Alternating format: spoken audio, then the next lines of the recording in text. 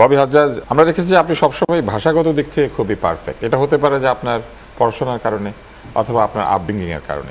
আপনার কি মনে হয় যে আসলে কি আমাদের রাজনীতিতে ব্যবহারের ক্ষেত্রে একটি মানে গুণগত পরিবর্তন ঘটেছে এবং আসলেই আমাদের এই যে প্রজন্ম, নতুন প্রজন্ম, তারা আসলে ভাষাগতভাবে দুর্বল হয়ে গিয়েছে, তারা তাদের মনের ভাব প্রকাশ করতে পারছে না? এটা কমপ্লিকেটেড ইস্যু, মানে অনেকভাবে অনেক কিছু আছে। একটা যেমন ভাষাগত আমরা কিভাবে কথা বলি, সেটাতে একসময় আমাদের যেভাবে কালচারাল গেটকিপার্স ছিল, মানে মনে করেন 80-র দশকে যখন আমরা বড় হচ্ছিলাম, মিডিয়া মানে ছিল বিটিভি, বাংলাদেশ বেতার, ওখানে গেটকিপার্স ছিল।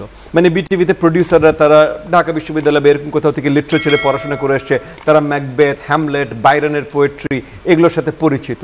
আজকে আপনি যখন ইউটিউবে নাটকগুলো দেখবেন, তারা হ্যামলেট, ম্যাকবেথ বেশিরভাগই হয়তো পড়ে আসেনি, বা যদি পড়ে এসেও থাকে তাদের চিন্তা চেতনা অন্য কাউকে সেল করবার জন্য প্রোডাক্টগুলো।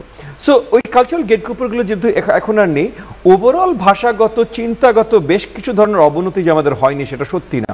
মানে হিরো আলম যদি আপনার সবচেয়ে পপুলার স্টার হয়, তাহলে কালচারাল কিছু অবনতি এখানে ঘটেছে। আমি হিরো আলমকে ছোট করে বলছি না, আমি বলছি কোয়ালিটি অফ দ্য এন্টারটেইনমেন্ট। আমরা তো দেখি যে ইন্টারনেটে শুধু হিরো আলম না, বহু রাজনৈতিকভাবে গুরুত্বপূর্ণ ব্যক্তি আছেন, তারা কুৎসিত ভাষায় গালিগালাজ করেন। অনেকেই রাজনৈতিকভাবে তারা কোনো কিছু প্রবিষ্ট করিয়ে দিবেন বলেন, লোয়েস্ট কমন ডিনোমিনেটর, তারা পাবলিকের কাছে যেতে চান। আমরা এখন অনেক রাজনৈতিক নেতৃবৃন্দ বা একটু উচ্চ স্তরের রাজনৈতিক অ্যাক্টিভিস্ট বা নেতাও আমরা দেখি যারা সোশ্যাল মিডিয়াতে তাদের রাজনীতিটার প্রচার আরো বড়ভাবে করতে চান। এমন না যে সোশ্যাল মিডিয়ার বাইরে তাদের রাজনীতি নেই, আছে, এবং হয়তো বড় দাগেই আছে, কিন্তু তবুও তারা সোশ্যাল মিডিয়াতে বড় দাগে রিচটা করতে চায়। তো সোশ্যাল মিডিয়াতে বড় দাগে যদি আপনি রিচ করতে চান, তাহলে এগেন ওই যে লোয়েস্ট কমন ডিনোমিনেটর। যেমন এমন রাজনৈতিক দলও আছে, তাদের নেতারা যখন সোশ্যাল মিডিয়াতে পোস্ট দেয় 2 লাখ 4 লাখ পোস্টে লাইক চলে আসে, কিন্তু তারা যখন রাজপথে নামেন তখন হয়তো 20 জন 30 জন 50 জন তারা খুঁজে পান না। সো এগুলো আছে, মানে সোশ্যাল মিডিয়ার ফ্যাক্টরগুলো আছে। সো ওই জায়গাগুলো থেকে যেমন অবস্থান আছে, আবার একই সাথে ভাই দেখেন সত্যি কথা যেটা, রাজনীতি কখনোই পরিষ্কার ছিল না।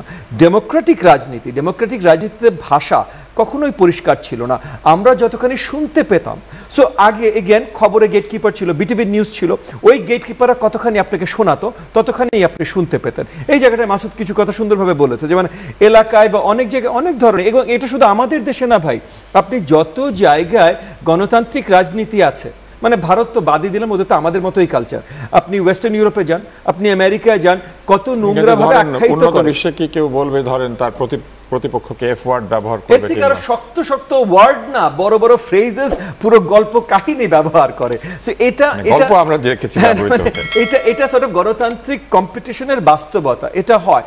কিন্তু ওই যে এগেন সোশ্যাল মিডিয়াতে কোনো গেট কিপার নেই, সো সোশ্যাল মিডিয়াতে সব জিনিস চলে আসে। আজকেও ওই যে ধরনের উক্তির কথা বলছেন, স্লোগান দিয়েছে, এই স্লোগানটা হয়তো চ্যানেল 9 তার নিউজে পুরোপুরি দেখাবে না, কিন্তু সোশ্যাল মিডিয়াতে তো চলে আসবে। তার মানে আমরা দেখতে পাচ্ছি বলে আমরা আপত্তি করছি। জি, দেখতে না পেলে ঠিক ছিল, দেখতে না, কারণ এটি এরকমই ছিল সব সময়। হ্যাঁ, অবভিয়াসলি আমরা সবাই চাইবো এটা আরো ভালো হবে, আরো চেঞ্জ হবে। সেই চেঞ্জগুলোর সাথে সাথে অনেক কিছু চেঞ্জ হতে হবে ভাই। মানে পলিটিক্যাল কালচার চেঞ্জ করতে হলে আপনার এডুকেশনের অবস্থা চেঞ্জ করতে হবে। এখন মানে এই একটা একটা করে যদি আমরা ইনস্টিটিউশনাল ইস্যুগুলো ধরা শুরু করি, তাহলে আজকে আলোচনা শেষ করা যাবে না।